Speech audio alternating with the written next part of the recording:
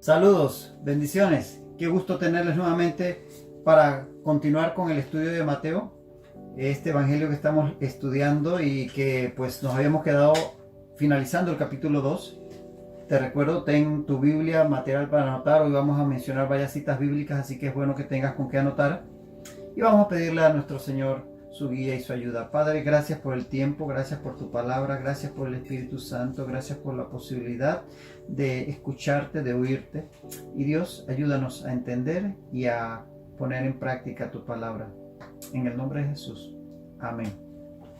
Continuamos, como decíamos, con el capítulo 2 y estábamos prácticamente al finalizar en el verso 23, donde dice: y vino y habitó en la ciudad que se llama Nazaret, para que se cumpliese lo que fue dicho por los profetas, que habría de ser nazareno. De tal manera, tenemos aquí, finalizando ya el capítulo 2, que está el Señor Jesús con sus padres ya en Nazaret, esta ciudad en Galilea, al norte de Israel. Y dice Mateo que esto fue para que se cumpliese lo dicho por los profetas. ¿Qué profecía habría acerca de que habría de ser nazareno? No encontramos ninguna específicamente relacionada con Nazaret, pero Isaías 11:1 dice el profeta: saldrá una vara del tronco de Isaí y un vástago retoñará de sus raíces. La palabra hebrea allí, vara, es la palabra neser, y neser, que se traduce como vara, en realidad, si usted se va a la NTV, a la Nueva Traducción Viviente, la traduce como brote.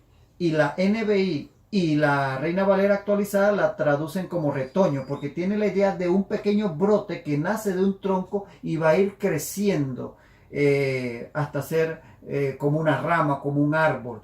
De tal manera que esa es la palabra neser que utiliza Isaías, y que tiene las mismas consonantes que la palabra Nazaret. De tal manera que si usted ve escrito Neser y Nazaret en el hebreo antiguo, donde no se anotaban las vocales se pronunciaban pero no se anotaban, solo se anotaban las consonantes, Neser y Nazaret se hubieran visto escritas iguales, con las mismas consonantes, las mismas tres consonantes. De tal manera que es a esta profecía a la que se refiere Mateo, que habría de ser Neser, que habría de ser de Nazaret, porque habría de ser de inicio humilde, como un retoño, como un brote.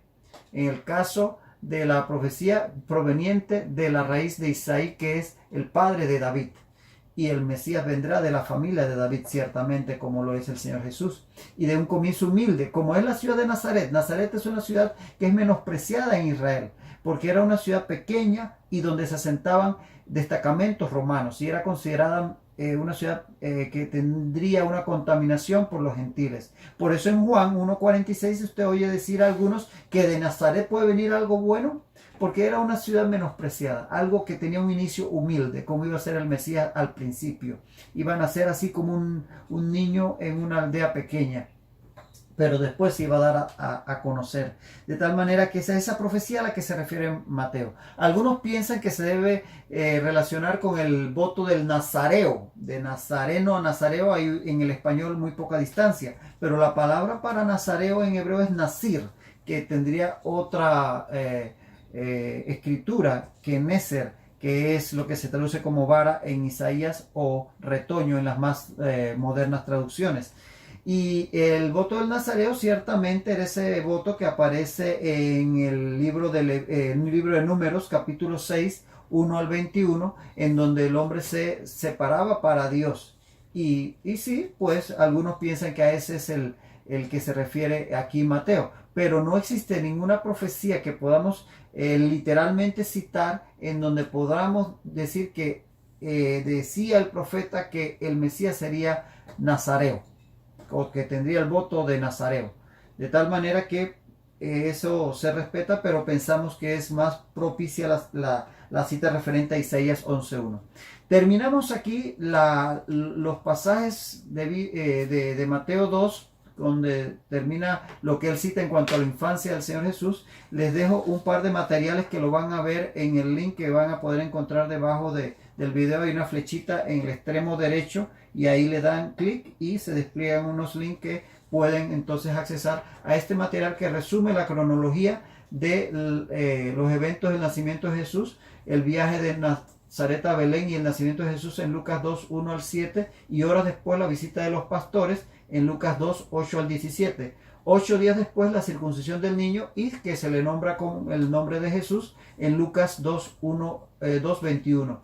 Un mes después tenemos la presentación en el templo en Lucas 2, 22 al 24 y las palabras de Simón y Ana en Lucas 2, 25 al 28. Entre 3 como mínimo y 24 meses como máximo la visita de los magos en Mateo 2, 1 al 12.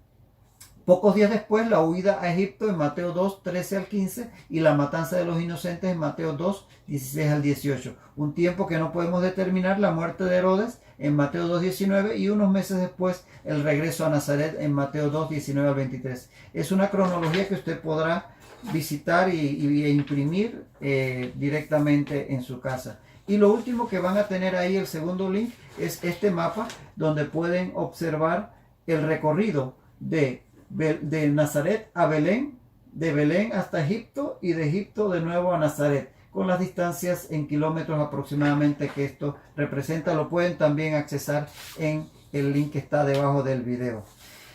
Terminamos aquí el capítulo 2 y pasamos al capítulo 3, pero tenemos que decir que entre el capítulo 2 y el capítulo 3 de Mateo, entre Mateo 2.23 y Mateo 3.1, hay 30 años aproximadamente de diferencia. Porque dejamos al niño pequeño y acá en el capítulo 3 vamos a ver que tanto él como Juan el Bautista comienzan su ministerio. Y estaba en la ley establecido y era costumbre que un ministro, un sacerdote, un levita, un rabí, no ministraba sino a partir de los 30 años. Por tanto, tanto Juan como el Señor Jesús tendrían que haber tenido 30 años, como lo dice Lucas 3:23, que el Señor Jesús tenía 30 años cuando inició su ministerio. Así que vamos a tener aquí a 30 años de distancia entre el capítulo 2 y el capítulo 3 de Mateo. Recordemos que Juan sería aproximadamente unos 6 meses mayor que el Señor Jesús. 6 meses, porque si usted lee en Lucas 1:36, verá que cuando el ángel visita a María y le habla de que va a concebir del Espíritu Santo, va a decirle que su prima Elizabeth ya tiene 6 meses de embarazo. Así que Juan sería 6 meses mayor que el Señor Jesús. Por tanto, es probable que iniciara su ministerio unos 6 meses antes. Lo que vamos a ver en cuanto al ministerio de Juan, lo puede usted comparar y anótelo para que lo revise después con Marcos 1, 1 al 8, Lucas 3, 1 al 17 y Juan 1, 19 al 28. Estos pasajes son paralelos y hablan de los mismos eventos, por lo tanto es bueno que los pueda comparar posteriormente. Entonces comenzamos en el capítulo 3, verso 1. Dice: en aquellos días vino Juan el Bautista predicando en el desierto de Judea y diciendo: arrepentíos porque el reino de los cielos se ha acercado. Aquí tenemos que aparece súbitamente Juan el Bautista, un personaje extraordinario. Dice que aparece en aquellos días. ¿A qué día se refiere? Si usted revisa Lucas 3, 1 al 2, dice que Juan comienza su ministerio en el año 14 en el año 15, de Tiberio César. Tiberio comienza o reina como emperador romano del año 14 al año 35 después de Cristo. Por tanto, el año 15 sería aproximadamente el año 28. Sin embargo, los 3 últimos años de Augusto César, que adoptó a Tiberio como su hijo, en los 3 últimos años, él tuvo a Tiberio como un cogobernante, de tal manera que podríamos decir que Tiberio literalmente comenzó a gobernar desde el año 11. Entonces estaríamos hablando que su año 15 de gobierno estaría por ahí por el año 25. Pero bueno, estaría entre el año 25 y el año 28 el inicio del ministerio de Juan el Bautista y 6 meses después el Señor Jesús. Recordemos que ya hemos hablado claramente de que Jesús nace probablemente entre el año 4 a quizás el año 6, el año 7 antes de Cristo. Eso ya lo hemos conversado anteriormente. El punto es que según Lucas es en el año 15 de Tiberio, según lo ubiquemos con lo que hemos acabado de decir, que inicia el ministerio de Juan el Bautista. En esos días él comienza a predicar y dice que predica en el desierto de Judea. El desierto de Judea se refiere a esta región relativamente despoblada a orillas del río Jordán, un territorio relativamente despoblado. Por eso se le llama desierto, no es que estuviera cubierto de arenas. Había poca vegetación y una que otra aldea por allí. Y allí está Juan el Bautista predicando. Ahora bien, dice que Juan el Bautista tenía un mensaje que decía: arrepentíos porque el reino de los cielos se ha acercado. El reino de los cielos se ha acercado. Este es el mensaje de Juan. No tenía un mensaje muy variado, tenía un mensaje único y constante. Era el mensaje de arrepentimiento para recibir el reino de los cielos. Él llamaba al arrepentimiento. La palabra arrepentimiento es la palabra griega metaneo. Metaneo está compuesta de dos palabras, meta y gnosis. Meta es cambio, como metamorfosis, cambio de forma. Metástasis, cambio de lugar.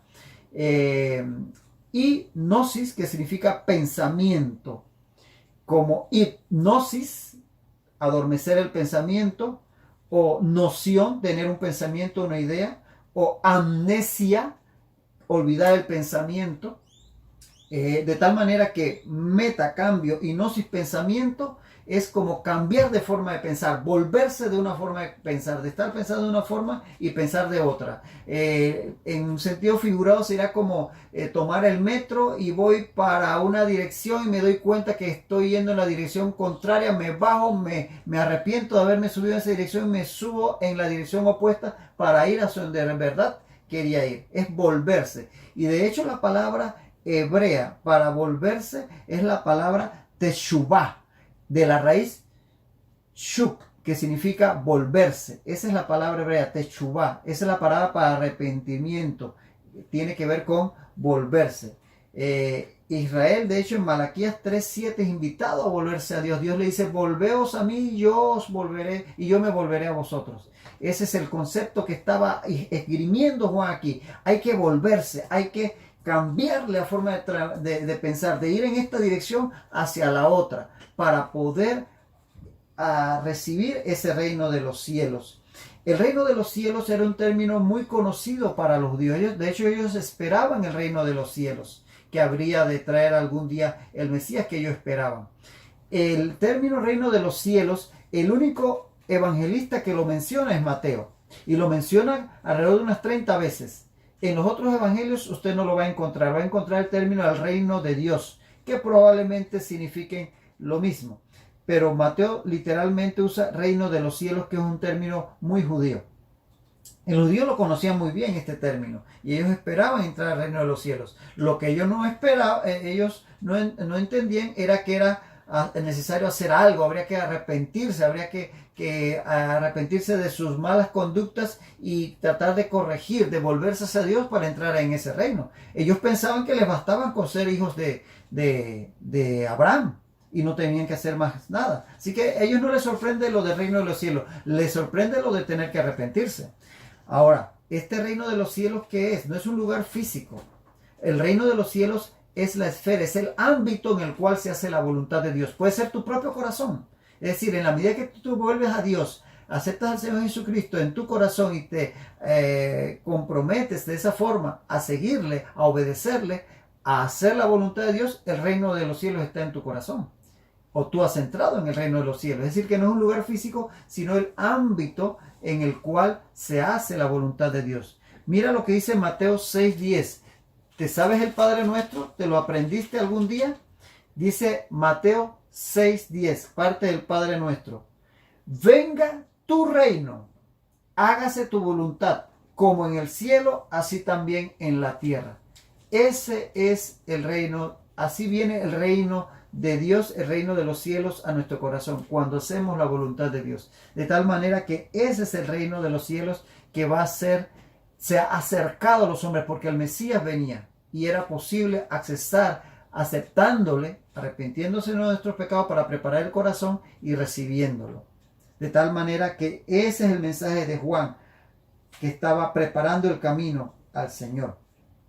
Y entonces dice aquí en el versículo 3, pues este es aquel de quien habló el profeta Isaías cuando dijo, voz del que clama en el desierto, preparad el camino del Señor, enderezad sus sendas. Aquí está nuevamente Mateo citando a profetas, en este caso el profeta Isaías, citando Isaías 43. Isaías 43 habla precisamente de este mensajero. Dice, voz que clama en el desierto, preparad camino a Jehová, enderezad calzada en la soledad a nuestro Dios.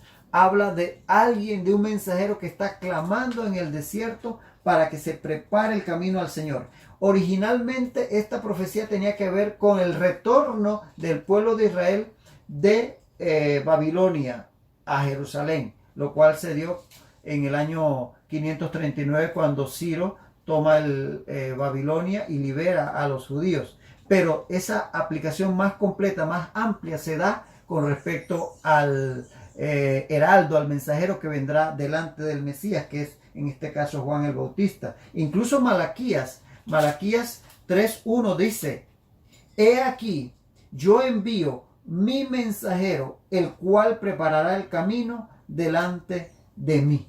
De tal manera que también Malaquías 3:1 nos hablaban estos profetas de ese mensajero que vendría como un heraldo delante del Mesías. Y esto es lo que va a hacer Juan el Bautista. Juan el Bautista sería ese mensajero. Y eso ya se lo había dicho el ángel al propio Zacarías cuando le habló del niño que le nacería en Lucas 1, 76 y 77 dice así, y tu niño, esto es lo que declara el propio Zacarías de su hijo, y tu niño, profeta del Altísimo serás llamado, porque irás delante de la presencia del Señor para preparar sus caminos, para dar conocimiento de salvación a su pueblo, para perdón de sus pecados. ¿Ve? El propio Zacarías profetiza sobre su hijo. Recuerden que Zacarías era sacerdote y profetiza sobre su hijo que iba a ser ese mensajero que cumplía la función de ser un heraldo para el Mesías que habría de venir. Ahora, pasamos entonces al versículo 4. Dice acá, y Juan estaba vestido de pelo de camello y tenía un cinto de cuero alrededor de sus lomos, y su comida era langosta y miel silvestre. Mire qué personaje tan interesante. Dice que vivía en el desierto. De hecho, en Lucas 1:8 dice que desde niño andaba por lugares desiertos, desde muchacho, desde joven, pero a los 30 años cuando se manifiesta en su ministerio. Y se vestía con pieles de animales. Si usted lee Zacarías 13:4, indica que este era un vestido típico que usaban los profetas, el vestirse de pieles de animales. Y dice que comía insectos y miel silvestre, miel de abejas. No se extraña de que comiera insectos.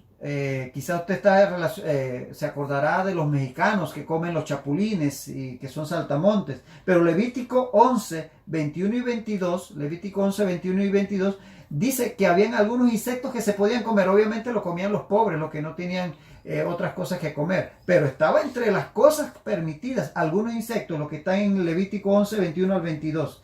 Y eso es lo que comía, parte de lo que comía Juan. Probablemente en algún momento comía otras cosas. Pero este estilo de vida de Juan, ¿a quién le recuerda a usted? Claro, al profeta Elías. Usted puede leer en 2 de Reyes 1:8, que habla de precisamente que Elías se vestía de pieles y andaba por los lugares desiertos. De tal manera que es a Elías, a quien nos recuerda el profeta Juan el Bautista. Según Malaquías, capítulo 4, versos 5 y 6, Malaquías, capítulo 4, versos 5 y 6 dice: He aquí yo os envío el profeta Elías antes que venga el día de Jehová grande y terrible.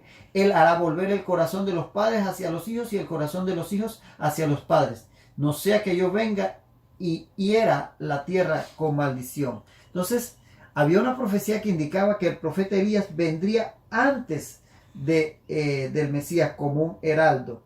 Y eso lo confirma el Señor Jesucristo cuando en Mateo 17:10 declara el Señor Jesús: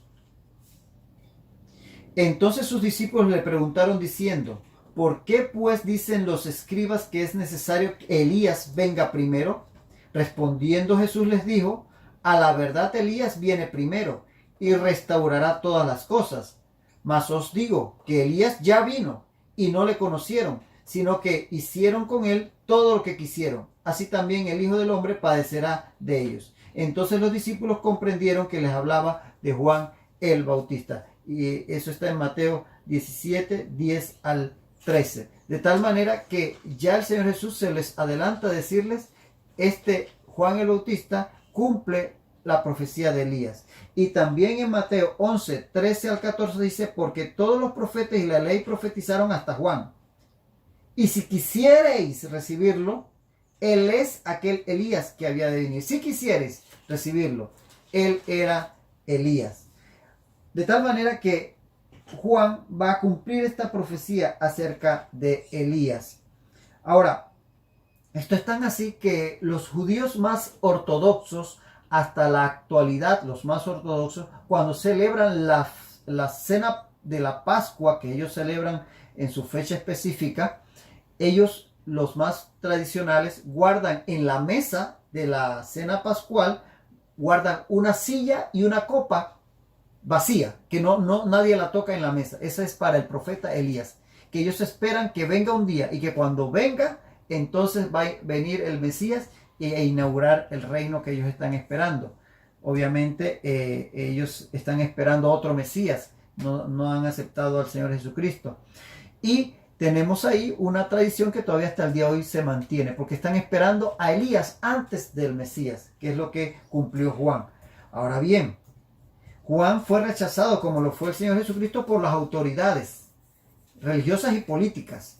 Por tanto, no lo recibieron. ¿Qué dijo el Señor Jesucristo? Si quisierais recibirlo, como no lo quisieron recibir como nación, algunos sí, pero como nación no lo recibieron, no les llegó el mensaje. Por tanto, quedaría un segundo cumplimiento para esta profecía de Elías, que es lo que muchos arguyen de que se va a cumplir cuando Cristo venga por segunda vez, que va a ser precedido por este cumplimiento de la profecía de Elías. Y ahí es donde para muchos uno de los dos testigos que se presenta en Apocalipsis 11 es Elías, junto con el otro que para algunos es Moisés. Bueno, ese es otro tema. El punto es que en este momento, para quien los quisiera recibir, Juan el Bautista estaba cumpliendo la profecía de Elías. Ahora, el ministerio de Juan no fue un ministerio súper extenso. Juan inicia su ministerio posiblemente, como decía, alrededor de unos 6 meses antes que el Señor Jesús. Y ya cuando leemos poco más adelante en Mateo 11:18, dijo Jesús que vino Juan, que comía y bebía. Lo dijo en tiempo pasado. Eso quiere decir que ya Juan estaba o preso o incluso muerto. Finalizando su primer año de ministerio, Mateo 11:18, ya el Señor Jesús se refiere a Juan en tiempo pasado, que ya su ministerio había pasado. Comía y bebía, no come y bebe, sino que comía y bebía. De tal manera que ya para ese momento Juan o ha sido preso. De hecho, en Mateo 14:3 se dice que ya Herodes lo había matado. De tal manera que el ministerio de Juan probablemente duró aproximadamente unos 12 meses, alrededor de un año. Puede ser más, puede ser menos, pero aproximadamente es el tiempo que podemos calcular duró el ministerio de Juan. No fue una extensión de muchos años como fue Isaías, Jeremías, profetas que duraron, el mismo Daniel, apenas un año. Pero un año él cumplió la labor para la cual Dios lo llamó. 30 años preparándose para su ministerio, y su ministerio dura un año, pero hace la labor que Dios le tenía indicado. Porque muchas veces pensamos que tenemos que hacer una obra de semejante tiempo, pero no, es lo que Dios nos manda hacer. Si esa obra va a ser de 30, 40 años, gloria a Dios, pero si va a ser de 6 meses, de un año, y cumple la obra que Dios le ha mandado hacer, también gloria a Dios. Vamos a terminar en este punto por hoy.